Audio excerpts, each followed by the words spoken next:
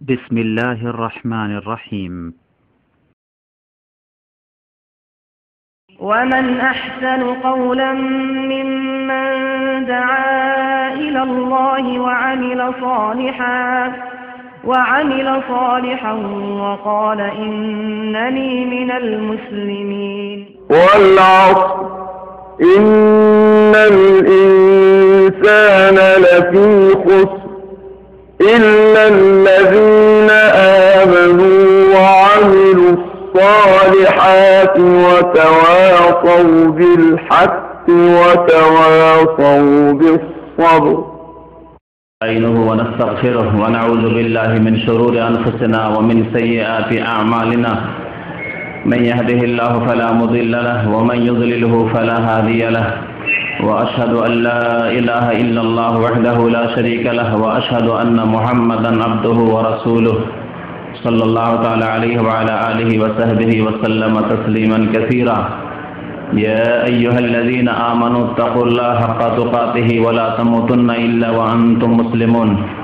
يا أيها الناس اتقوا ربكم الذي خلقكم من نفس واحدة وخلق منها زوجها وبث منهما رجالا كثيرا ونساء، واتقوا الله الذي تساءلون به والأرحام إن الله كان عليكم رقيبا. يا أيها الذين آمنوا اتقوا الله وقولوا قولا سديدا يصلح لكم أعمالكم ويغفر لكم ذنوبكم، ومن يطع الله ورسوله فقد فاز فوزا عظيما. أما بعد، فإن خير الحديث كتاب الله، وخير الهدي هدي محمد صلى الله عليه وسلم، وشر الأمور محدثاتها، وكل محدثة بدعة، وكل بدعة ضلالة، وكل ضلالة في النار. أعوذ بالله من الشيطان الرجيم. بسم الله الرحمن الرحيم. والعصر إن الإنسان لفي خسر إلا الذين آمنوا وعملوا الصالحات وتواصوا بالحق وتواصوا بالصبر. মহান আল্লাহর সমস্ত প্রশংসা যে আল্লাহ রাব্বুল আলামিন আমাদেরকে এই দুনিয়াতে যে সময় দিয়েছেন সেই সময়কে ভালো কাজে লাগাবার আদেশ প্রদান করেছেন। দরুদ ও সালাম নাযিল হোক নবী মুহাম্মদ রাসূলুল্লাহ সাল্লাল্লাহু আলাইহি ওয়াসাল্লামের প্রতি, যিনি আমাদেরকে কেমন করে ভালো কাজে লাগাতে হবে সময়কে, সেসব ভালো কাজের রাস্তা দেখিয়েছেন। আল্লাহুম্মা সাল্লি আলাইহি আল্লাহুম্মা বারিক আলাইহি। আল্লাহ রাব্বুল আলামিন কোরআনে কারীমে একটি ছোট্ট সূরা নাযিল করেছেন, যে সূরার নাম হচ্ছে সূরাতুল আসর। এই সূরা সম্পর্কে ইমাম শাফিঈ রাহমাতুল্লাহ আলাইহি বলছেন যে আল্লাহ রাব্বুল আলামিন যদি তার পক্ষ থেকে এই ছোট্ট একটি সূরা মাত্র নাযিল করতেন, শুধু সূরা আল আসর, 2 লাইন মাত্র এই সূরাটি নাযিল করতেন, তাহলে বান্দার জন্য যথেষ্ট হতো। বান্দার জন্য যথেষ্ট হতো জবাবদেহির ক্ষেত্রে, যে আল্লাহর কাছে জবাব দিতে হবে, মানুষের কাছে, মানুষের যে কি করণীয়, মানুষকে কি দায়িত্ব আল্লাহ দিয়েছেন, সেই দায়িত্ব সম্পর্কে তাদের সচেতন করে দেওয়ার ক্ষেত্রে, তাদের উপর হুজ্জত কায়েম করে দেওয়ার ক্ষেত্রে যথেষ্ট। লাউ মা আনজালাল্লাহু ইল্লা হাযিহিস সূরা, যদি আল্লাহ গোটা কোরআন নাযিল না করে এই ছোট্ট একটি সূরা আসরটি নাযিল করতেন, লাকানা হুজ্জাতান আলা ইবাদিহি, তাহলে আল্লাহর বান্দাদের উপর হুজ্জত কায়েম হওয়ার জন্য যথেষ্ট ছিল যে তোমাদেরকে আমি সতর্ক করে দিয়েছি। এই সূরা নিয়ে আজকে আলোচনা করব। এই সূরার প্রথম বিষয়বস্তু হচ্ছে সময়। সময়, ওয়াল আসর, মহান আল্লাহ ইরশাদ করেছেন যে সময়ের শপথ, কালের শপথ, যুগের শপথ, জামানার শপথ। আসর, আসর মানে হয় যে কোনো কাল, সময়, জামানা, এই অর্থ হয়। আর বিশেষ একটি সময়কে দিনের আসর বলা হয়, যে সময় আমরা আসরের নামাজ পড়ি। আসরের নামাজ যে সময় পড়ি বিকেল বেলা, তাকেও আসর বলা হয়, বিশেষ একটি সময়। তবে এমনি তার অর্থ হচ্ছে যে কোনো সময়, যে কোনো কাল, যুগ। আল্লাহ রাব্বুল আলামিন সময়ের বা কালের, যুগের শপথ করেছেন। আল্লাহ রাব্বুল আলামিন বহু বস্তুর, বহু বিষয়ের কসম করেছেন, শপথ করেছেন কোরআনে কারীমে তার সৃষ্টির মধ্য থেকে, সেসব বস্তুর গুরুত্ব দেখানোর জন্য, সেসব বস্তুর গুরুত্ব দেখানোর জন্য যে এসবের গুরুত্ব রয়েছে। মহান আল্লাহ তার সৃষ্টির মধ্য থেকে শপথ করে থাকেন বিভিন্ন বস্তুর। পক্ষান্তরে নবী করিম সাল্লাল্লাহু আলাইহি ওয়াসাল্লাম আমাদেরকে, বান্দাকে বলেছেন যে বান্দারা একমাত্র তার রবের শপথ করবে, বান্দারা তাদের রবের শপথ করবে, কসম করবে, একমাত্র আল্লাহর কসম করবে। কারণ আল্লাহ রাব্বুল আলামিন আমাদেরকে তার ইবাদত বান্দেগীর আদেশ প্রদান করেছেন, ইবাদত বান্দেগীর দায়িত্ব দিয়েছেন, মোকাল্লাফ বানিয়েছেন। সুতরাং আমাদেরকে আল্লাহর আদেশ নিষেধ মেনে চলতে হবে, এ হচ্ছে আমাদের কাজ, আমাদের ডিউটি। সুতরাং আমরা আমাদের রবের কসম করব, আমাদের আল্লাহর কসম করব। আল্লাহ ছাড়া অন্যের কেউ যদি কসম করে, শপথ করে, তাহলে সেই ব্যক্তি শিরক করল। নবী করিম সাল্লাল্লাহু আলাইহি ওয়াসাল্লাম বলেছেন, লা তাহলিফু বিআবাইকুম ওয়ালা বিল আমদাদ, তোমরা না তোমাদের বাপদাদার কসম করবে, শপথ করবে, আর না দেবী দেবতার শপথ করবে, আর না কোনো পীর ওয়ালির শপথ করবে, আল্লাহ ছাড়া অন্য কারো কসম করবে না। ওয়ালাকিন ইহলিফু বিল্লাহ, তোমরা কসম করো একমাত্র আল্লাহ, শপথ করো একমাত্র আল্লাহ, শপথ করো। ফামান কানা হালিফান ফালিয়াহলিফ বিল্লাহ, যদি কেউ কসম করতে হয়, কাউকে কসম করতে চায় যে কসম করতে হবে, শপথ নিতেই হবে, তাহলে আল্লাহর শপথ নেবে, আল্লাহর শপথ নেবে, আল্লাহর কসম করবে। নবী মুহাম্মদ রাসূলুল্লাহ সাল্লাল্লাহু আলাইহি ওয়াসাল্লাম আরো বলেছেন, মান হালাফা বিগাইরিল্লাহি ফাকাদ আশরাকা, যে ব্যক্তি আল্লাহ ছাড়া অন্যের কসম করলো, শপথ করলো, সেই ব্যক্তি শিরক করলো, সেই ব্যক্তি শিরক করলো। যেই বস্তুর কসম করছে সেই বস্তুকে যদি আল্লাহর মতো মনে করে, আল্লাহর সমতুল্য সমকক্ষ মনে করে, তাহলে সেই ব্যক্তি বড় মুশরিক হয়ে যাবে। যেমন কাফের মুশরিকদের শপথ, দেবী দেবতার শপথ। একজন হিন্দু কোন দেবী দেবতার যদি শপথ করে, সে আল্লাহর মতো, আল্লাহ যেমন উপাস্য, আল্লাহ আমাদের উপাস্য, তাদের উপাস্য দেবী দেবতা, দেবী দেবতাকে সেজদা করে, দেবী দেবতার উপাসনা করে, দেবী দেবতার জন্য মানত পেশ করে, দেবী দেবতার সামনে পুজো পাঠ পেশ করে। সুতরাং আল্লাহ সমতুল্য সমকক্ষ বা আল্লাহর হক দিয়ে থাকে মুশরিকরা দেবী দেবতাকে, প্রতিমা পুতুলকে। সুতরাং কেউ যদি প্রতিমা পুতুলের কসম করে, সে মুশরিক, যদিও সে মুসলমান হয়, যদিও জন্মগত মুসলিম হয়। ওই রকমই যারা কবর মাজারে সিজদা করে, কবর মাজারে খাসি মোরগ জবাই করতে যায়, তারা কবর মাজারকে, পীর ওয়ালিকে আল্লাহর সমতুল্য, আল্লাহর সমকক্ষ মনে করে, অথবা আল্লাহর গুণে ভূষিত করে, আল্লাহর হক দিয়ে থাকে। সিজদা আল্লাহর হক, একমাত্র আল্লাহকে সিজদা করতে হবে। দোয়া একমাত্র আল্লাহর হক, একমাত্র আল্লাহর দরবারে দোয়া করতে হবে। কুরবানি করা, জবাই করা একমাত্র আল্লাহর হক, আল্লাহর সন্তুষ্টির জন্য জবাই করতে হবে, আল্লাহ সন্তুষ্টির জন্য কুরবানি করতে হবে। কেউ ওরসের মেলায় গিয়ে খাসি মোরগ জবাই করে, তাহলে সে পীর, কবর মাজারের সন্তুষ্টির জন্য, বা মাজারে যে শুয়ে আছে, মরে মাটিতে দাফন হয়ে গেছে, তার সন্তুষ্টির উদ্দেশ্যে, সন্তুষ্টি অর্জনের উদ্দেশ্যে এসব করলো। সুতরাং আল্লাহর হক অন্যকে দিয়ে দিল। এইরকম লোকেরা যাদের শিরকি ধারণা রয়েছে, তারা পীর, ওয়ালি, কবর মাজার, মুর্শেদ, জিলানি, চিশতি, বড় পীর, আজমির শরীফ, বাগদাদ শরীফ, শাহজালাল শরীফ, এসবের যদি শপথ করে যে অমুক মাজারে শপথ করছি আমি, তাহলে সেই ব্যক্তি মুশরিক হয়ে গেল। মান হালাফা বিগাইরিল্লাহি ফাকাদ আশরাকা, যে ব্যক্তি আল্লাহ ছাড়া অন্যের শপথ করলো, সে ব্যক্তি শিরক করলো। কেউ যদি বলে আমি বড় পীর সাহেবের শপথ করছি, আব্দুল কাদের জিলানি শপথ করছি, নাম নেওয়া তো বেয়াদবি তাদের কাছে আবার। হ্যাঁ, আর যদি বিনা উজুতে নাম নেয় তো নাকি শরীরের সব লোম ঝরে পড়ে যাবে।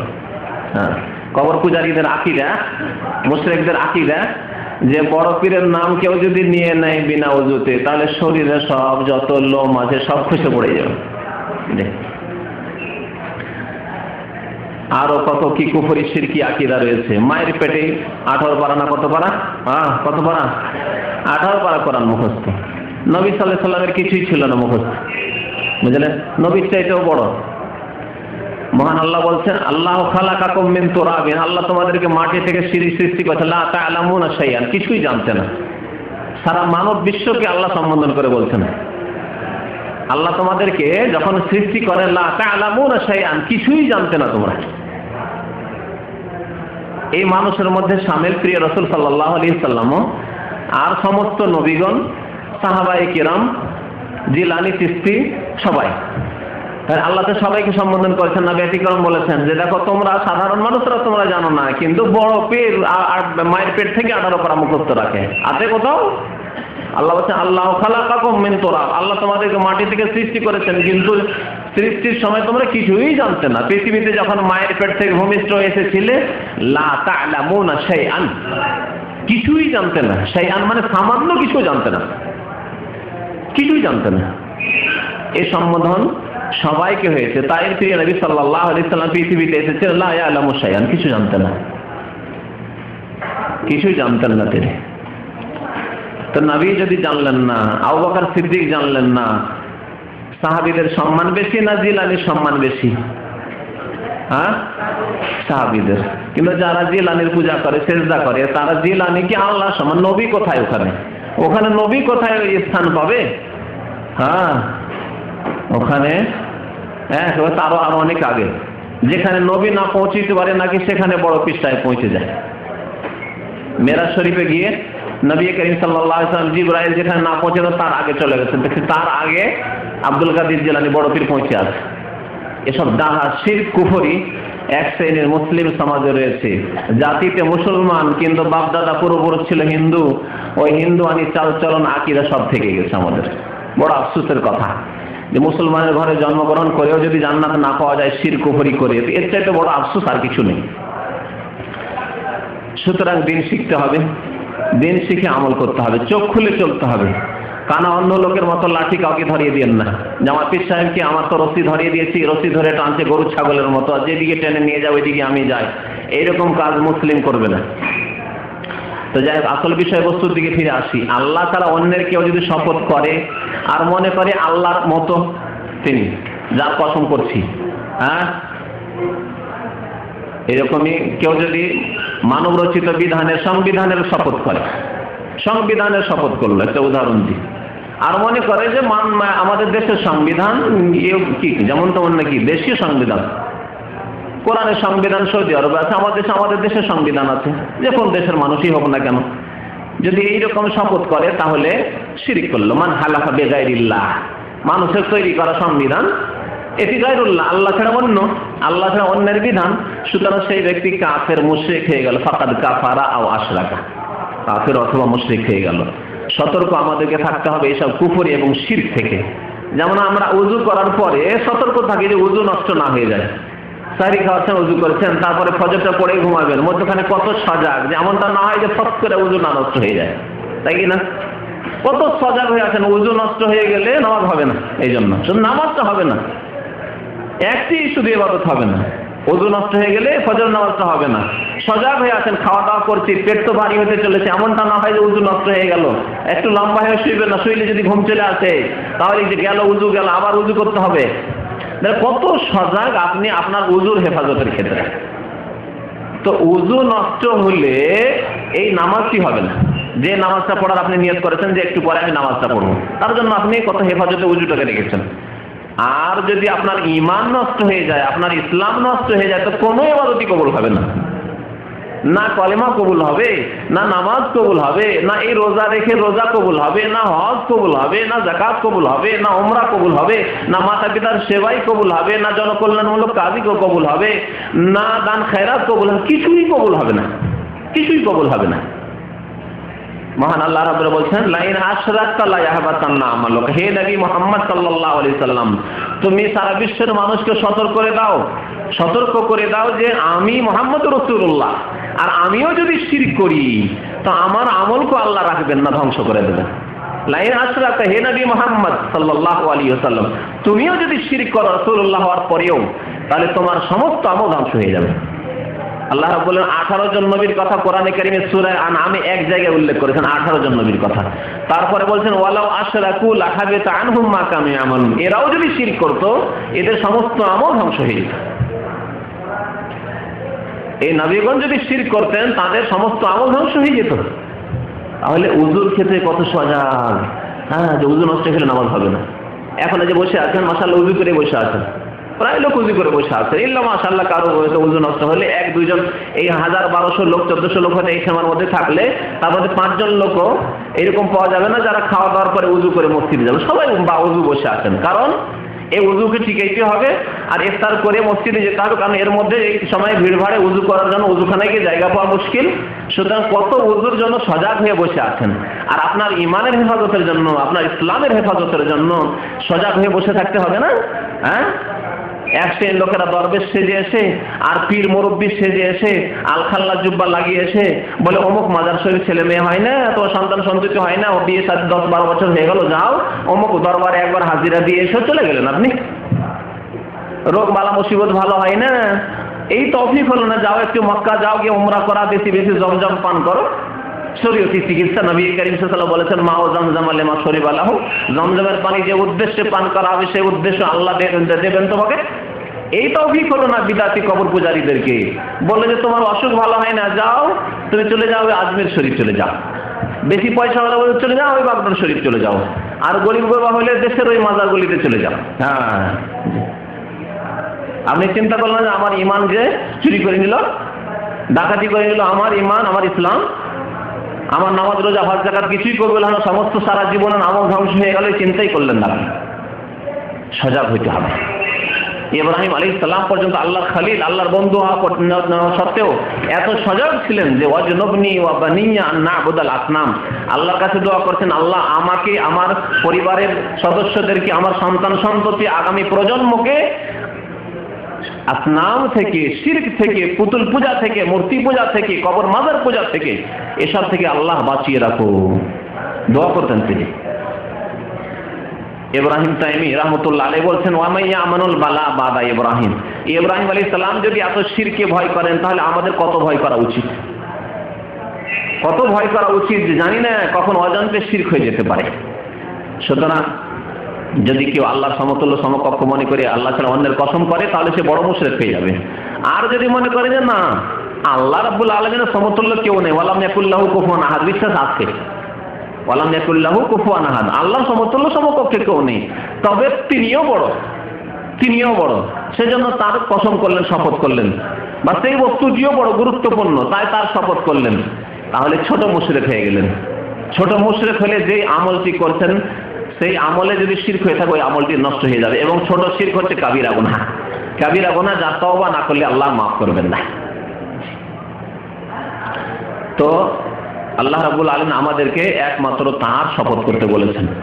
কসম করা একটি ইবাদত, কসম করা, শপথ করা এটি একটি ইবাদত, আর সমস্ত ইবাদত আল্লাহর জন্য হইতে হবে। সুতরাং কসমটি একমাত্র আল্লাহর জন্য হইতে হবে।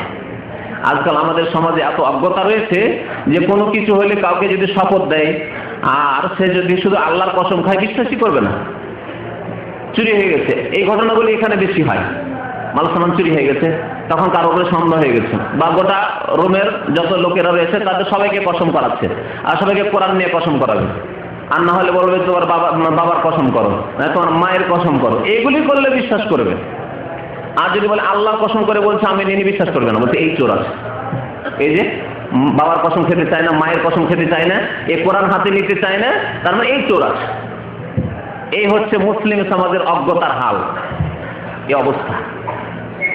এইরকম মশলা আমাদের কাছে কত আছে। একজন লোককে সন্দেহ করেছে চোর বলে, অথচ চুরি করেনি, এসে কেঁদে কেঁদে বলছে আমি করবো কি, আমাকে বলছে কোরআন হাতে নাও, না হলে তুমি চোর, তোমাকে এত টাকা দিতে হবে, আমার চুরি হয়েছে, আর না হলে মারধর চলবে তার উপর, কোরআন হাতে নিতে হবে। এই অবস্থা। আল্লাহর কসম করা বলছে না, বিশ্বাসই করবে না, বলছে আল্লাহর কসম আমি নিয়ে, বলছে না বিশ্বাস করবো না যতক্ষণ কোরআন না নিয়ে বলবে, কোরআন নিয়ে কসম করো। এ হচ্ছে অজ্ঞতা মুসলিম সমাজের। জি, কোরআন হাতে নিয়ে শপথ করা এটি না রাসূলুল্লাহ সাল্লাল্লাহু আলাইহি ওয়াসাল্লাম শিখিয়েছেন, না সাহাবায়ে কেরাম শিখিয়েছেন।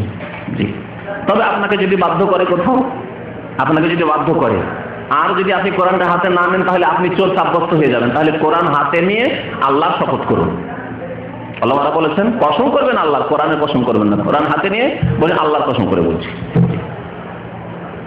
আর খুব বেশি বেশি শপথ করাও ঠিক নয়, কথায় কথায় কসম, যেমন এক শ্রেণীর লোকদের এখানে অভ্যাস আছে, এটিও ভালো নয়। বেশি বেশি কসম করলে আল্লাহ রাব্বুল আলামিনের যে ইহতিরাম এবং আল্লাহ রাব্বুল আলামিনের যে ভয় ভীতি, আল্লাহ নামটির যে একটা শ্রদ্ধা, সেটি খেলো হয়ে যাবে, হালকা হয়ে যাবে মনে। কসম করা তখন ডাল ভাতের মতো হইতে লাগবে। সেই জন্য কথায় কথায় আল্লাহ আল্লাহ আল্লাহ কসম না, এটি ভালো তরিকা নয়, যেটি বর্জন করা উচিত।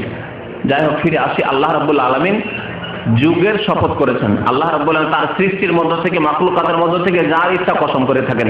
কোরআনে আল্লাহ ওয়াল ফাজরে, ফজরের শপথ করেছেন। এতে থেকে ওলামারা বলেছেন একটি কথা, যে ফজর আর আসরের নামাজের বড়ই গুরুত্ব রয়েছে। ফজর এবং আসরের নামাজের বড়ই গুরুত্ব রয়েছে। আর ফজর আসর নামাজ যেই ব্যক্তি ঠিক করে পড়ে নিতে পারো, বাকি 3 ওয়াক্ত তার ছুটবে না।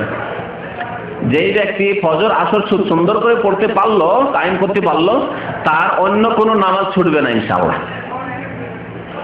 ফজরের নামাজ আর আসরের নামাজ।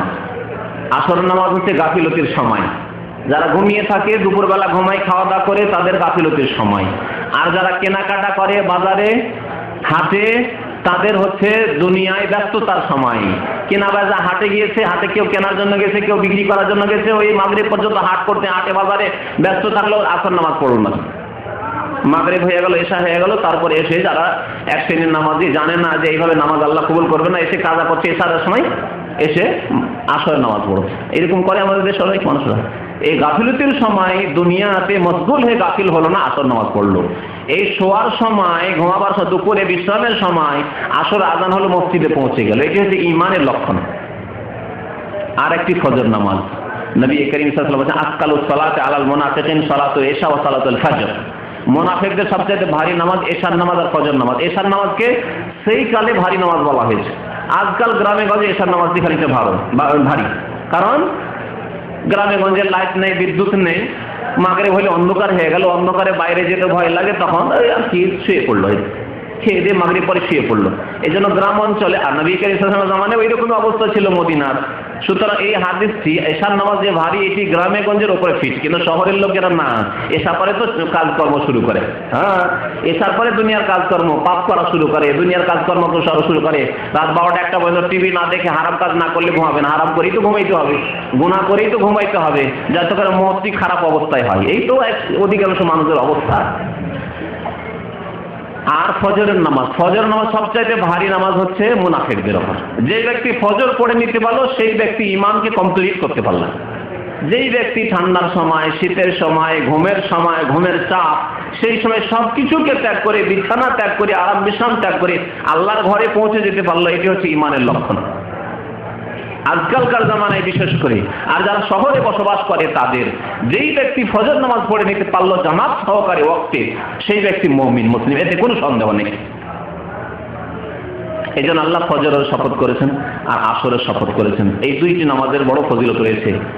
নবী সাল্লাল্লাহু আলাইহি ওয়াসাল্লাম বলেছেন, যেই ব্যক্তি ফজরের নামাজ পড়ে নিল, সেই ব্যক্তি আল্লাহর হেফাজতে থাকবে। আল্লাহর হেফাজতে, মান সাল্লাল ফাজরা ফি জামাআতিন ফাহুয়া ফি জিম্মাতিল্লাহ, আল্লাহ তার হেফাজতে করবে। সকালবেলা ডিউটিতে যাচ্ছেন, মুখটুক ধুয়ে আর ডিউটিতে চলে গেলেন, কিন্তু আপনি ফজর নামাজ পড়লেন না, আল্লাহর হেফাজতে নন আপনি। আল্লাহ আপনার হেফাজতের দায়িত্ব রাখেন না, কিন্তু আল্লাহর হেফাজত পেতে হলে ফজর নামাজটা পড়েন। আগে আল্লাহকে স্মরণ করেন, আল্লাহর সাথে সম্পর্ক করেন, তারপরে দুনিয়ার কাজে যান। আল্লাহ দিন দুনিয়া উভয়ে বরকত দান করবেন। তো আল্লাহ রাব্বুল আলামিন সময়ের কসম করেছেন, আসর মানে সময়, কালের শপথ করেছেন। সময়ের মূল্য অপরিসীম। এই সময় মানুষকে উন্নতির পথে লাগিয়ে দেয়। আর সময়ের খারাপ ব্যবহার করা হলে, সময়ের সৎ ব্যবহার না হলে, সময়কে নষ্ট করে দিলে মানুষ ধ্বংসে চলে যায়। যারাই দিনের ক্ষেত্রে হোক আর দুনিয়ার ক্ষেত্রে হোক সময়কে ভালো কাজে লাগিয়েছে, তারাই কামিয়াব হয়েছে। আপনি আপনার ছাত্র জীবনকে যদি আপনার ভালো কাজে লাগিয়ে থাকেন, পড়াশোনার কাজে লাগিয়ে থাকেন, ভালো করে মেহনত করে পড়াশোনা করেছেন, তাহলে এর ফল সারা জীবন খেতে পাবেন। ছাত্র জীবনে ভালো করে পড়াশোনা করেছেন, সারা জীবন এর ফল খেতে পারছেন। আর ছাত্র জীবনে ভালো করে পড়াশোনা না করলে ওর কষ্ট, ওর যে কুপরিণাম, ওর যে শাস্তি, সেটা সারা জীবন ভোগ করতে হবে। বাবা মা খুব চেষ্টা করেছিল পড়াইবার আপনাকে, খুব চেষ্টা করেছে, মাদ্রাসায় দিয়েছিল, স্কুলে দিয়েছিল না, কোথাও পড়লেন না, আপনি মূর্খ হয়ে থেকে গেলেন। শেষ পরিণাম কি? দিন মজুর করেন, লেবারি করেন আর খান। তাহলে আপনাকে দুনিয়াতেও কষ্ট করতে হচ্ছে, যে সময় নষ্ট করার কারণে, ছাত্র জীবনকে কাজে না লাগার কারণে। এখন আফসোস হচ্ছে, এখন হাই যদি সময় পেতাম তো ভালো করেই পড়াশোনা করতাম। এখন যে বুদ্ধিটা হয়েছে, এই বুদ্ধিটা যদি আগে থাকতো, ছাত্রকালে থাকতো, তাহলে এমনটা করতাম না। কত না আফসোস হয় আমাদের। আর হাতে আসবে না ওই সময় কিন্তু ফিরে। এখন মনে হচ্ছে এখন ছেলে মেয়েদেরকে মানুষ করবো, নিজে যা হয়েছি জাহেল মূর্খ থেকে গেছি, কিন্তু ছেলে মানুষ করবো, মেয়েকে মানুষ করবো, এই চিন্তা এখন মাথায় ধরেছে। তাহলে সময়কে কাজে লাগালে দুনিয়াতেও কামিয়াব আর আখিরাতেও কামিয়াব। এতে একটি উদাহরণ দিলাম, আপনি সৌদি আরবে এসেছেন, এখানেও সীমিত সময়, 2 বছরের জন্য না 4 বছরের জন্য, কন্ট্রাক্ট শেষ হয়ে গেলে হঠাৎ করে পাঠিয়ে দিবে, যে কোনো সময় পাঠিয়ে দিতে পারে। তাহলে এই সময় থেকে যে কাজে লাগালো, ভালো কাজে লাগালো, হালাল রিজিকের কাজে, হালাল রিজিক হাসিল করেন, যত ভালো করে কাজ করবেন, যত নিষ্ঠার সাথে কাজ করবেন, যেখানে ভালো সুযোগ পাবেন কাজ করবেন আর ভালোভাবে চলবেন।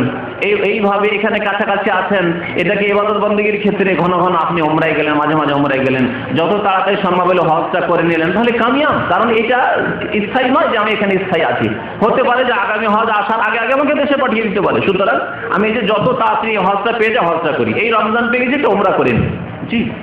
তাহলে এইভাবে যারা সময়কে কাজে লাগালো দুনিয়ার ক্ষেত্রেও কামিয়াব আর আখিরাতের ক্ষেত্রেও কামিয়াব, ধর্মীয় ক্ষেত্রেও কামিয়াব আর পার্থিব ক্ষেত্রেও কামিয়াব সেই ব্যক্তি।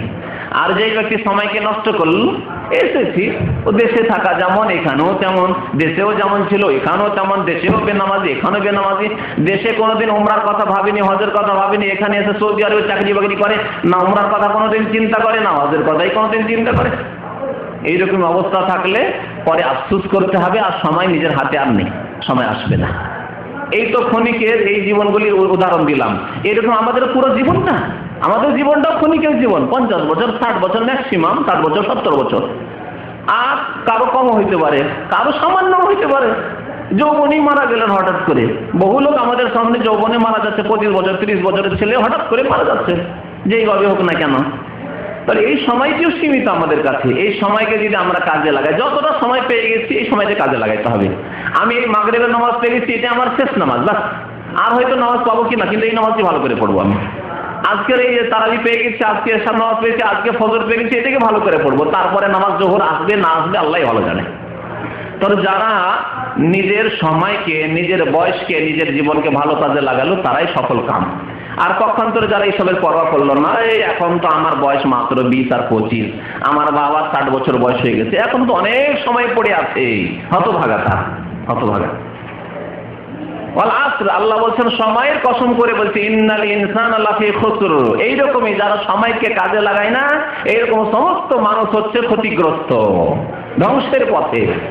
তাহলে মানুষ ক্ষতিগ্রস্ত যারা সময়কে ভালো কাজে লাগায় না, দিনের ভালো কাজে আর দুনিয়ার ভালো কাজে, আল্লাহ সন্তুষ্টির কাজে, রাসূলুল্লাহ সাল্লাল্লাহু আলাইহি ওয়াসাল্লামের সুন্নাত প্রতিষ্ঠার কাজে, ভালো কাজে যারা লাগালো, এবং পার্থিব ভালো কাজে আপনার ব্যক্তি জীবনে উপকার পাবেন, আপনি লাভ পাবেন, আপনার পরিবার লাভবান হবে, আপনার ছেলে মেয়েরা লাভবান হবে, আপনার বাবা মা লাভবান হবে, আপনার আত্মীয় স্বজন লাভবান হবে, আপনার দেশবাসী লাভবান হবে, এইরকম কাজ। এবং সেই কাজ জায়েজ কাজ হইতে হবে, বৈধ কাজ হইতে হবে। শুধু লাভবান হবো পয়সার দিক দিয়ে কিন্তু হারাম না, চলবে না। হালাল কাজ হইতে হবে, জায়েজ কাজ হইতে হবে, তারপর লাভবান হইতে হবে, দিন দুনিয়া উভয়। সেই ব্যক্তি ক্ষতিগ্রস্ত নয়। আর ক্ষতিগ্রস্ত কে? যে ব্যক্তি সময়কে নষ্ট করলো। ওয়াল আসরে, সময়ের শপথ করে বলছি, আল্লাহ বলছে ইন্নাল ইনসানা লাফি খুসর। যারা সময়কে ভালো কাজে লাগায় না তারা ক্ষতিগ্রস্ত, তারা ধ্বংসে পতিত। সময় সম্পর্কে জবাবদেহি করতে হবে, প্রত্যেকটি বস্তু সম্পর্কে, প্রত্যেকটি নিয়ামত সম্পর্কে আল্লাহর দরবারে জবাবদেহি করতে হবে। সময়টি আল্লাহর নিয়ামত নয় কি? আল্লাহ যদি আপনাকে সুস্থতা তো দান করলেন কিন্তু সময় দিলেন না, তাহলে সুস্থতার নিয়ামত তো পেয়েছেন কিন্তু বেশি সময় পেলেন না। যেমন যতদিন আপনি থাকলেন মাশাআল্লাহ দুনিয়াতে, কোনোদিন অসুখ বিসুখ হলো না, কোনোদিন বিছানায় যেতে হলো না, কোনোদিন হসপিটালে যেতে হলো না, তাহলে সুস্থ মানুষ আপনি। কিন্তু বয়স মাত্র 20 বছর হয়েছে, খালাস, শেষ, মালাকুল মউত চলে যাচ্ছে। তাহলে সুস্থতা পেলেন, সময় পেলেন না। আর একজন লোক সময় পেল, বয়স 80 বছর, কিন্তু 20 বছর থেকে বিছানা ধরেছে, হসপিটাল ধরেছে, ব্যাস, আর কোনো কাজকর্ম করতে পারেন না, ঠিক করে নামাজ পড়তে পারে না। জি, তাহলে শুধু সুস্থতা নিয়ামত নয়, শুধু টাকা পয়সা নিয়ামত নয়, জি, শুধু নেতৃত্ব পাওয়া নিয়ামত নয়, সবই নিয়ামত। যেমন দিন ইসলাম, ইমান ইসলাম পাওয়া নিয়ামত, তেমনি সুস্থতা পাওয়া নিয়ামত, তেমনি সময় পাওয়া নিয়ামত। এই যে রমজানের নিয়ামত পেয়েছি, 1427 হিজরির নিয়ামত আমরা পেয়েছি, এখানে বসে আছি। আমাদের অনেক ভাই আমাদের সামনে এই গত 11 মাসের মধ্যে মারা গেছেন, এমনকি এই রমজানে অনেক ভাইরা মারা গেছেন। জি, গত বছর আপনাদের সাথে রমজানে ছিলেন, এবার নেই তারা। আমাদের এক ভাই ছিলেন গত বছর আমাদের এখানে খুব ঘন ঘন আসতেন ইসলামিক সেন্টারে। তাকে একটা ইফতার ক্যাম্প আছে এইদিকে, মাঝে মাঝে তাকে বক্তব্য করার জন্য পাঠাইতাম, একটু বলতেও পারতো, বক্তব্য করার জন্য পাঠাইতাম। এই মাস 3 আগে হার্ট অ্যাটাক করে মারা গেছে। যুবক মানুষ, 30-35 বছর বয়স, আর 2 বছর আগে মাত্র বিয়ে করেছে। অনেক ভাইরে চেনেন তাকে। তাহলে গত রমজানে ছিলেন, আজকে আমাদের মাঝে নেই, চলে গেছেন। হয় ইল্লিনে না হয় সিজ্জিনে পৌঁছে গেছে। আল্লাহ মাফ করে, আল্লাহ জান্নাত বাসী করে, গুনাহ খাতা যেন মাফ করে দেয়। বলুন আমিন। আল্লাহু আকবার। তাহলে ওই লোকটি কি আমি হতে পারি না আগামী বছরে? ওই লোকটি কি আপনি হতে পারেন না? হ্যাঁ, সময়কে কাজে লাগাইতে হবে। তাহলে সুস্থতার নিয়ামত ছিল, কিন্তু আর সময়ের নিয়ামত তার কাছে নেই। সুস্থতার নিয়ামতও চলে